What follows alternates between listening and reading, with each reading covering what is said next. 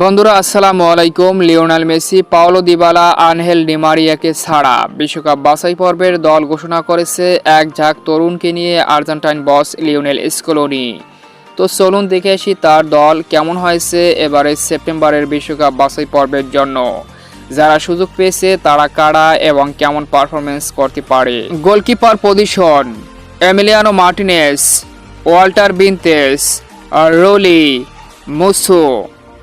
Defender position: Cristiano Romero, Lisandro Martinez, Leonardo Balerdi, German Pezzella, Nicolas Otamendi, Valentin Barco, Nicolas Tagliafico, Nahuel Molina, Gonzalo Montiel.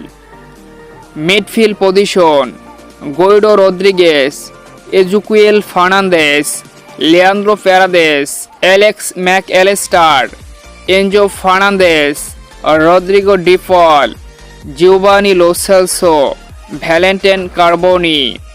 Attacker তথা forward position: Alejandro Garnacho, Nico Gonzalez, Matias Soule, Lautaro Martinez, Julian Alvarez, Valentin Castellanos, Giuliano Simeone. এই দুর্দান্ত 28 সদস্যের চূড়ান্ত squad ঘোষণা করেছে Argentine বস Lionel Scaloni সেপ্টেম্বরের বিশ্বকাপ বাছাই পর্বের জন্য। তো বন্ধুরা, স্কোয়াডটি কেমন হয়েছে এবং এই খেলোয়াড়রা কেমন পারফরমেন্স করতে পারে অভিজ্ঞ লিওনেল মেসি, ডি মারিয়া এবং পাওলো দিবালার মতো খেলোয়াড়দেরকে ছাড়া, অবশ্যই কমেন্ট করে আপনার মতামত জানিয়ে দিন কমেন্ট বক্সে।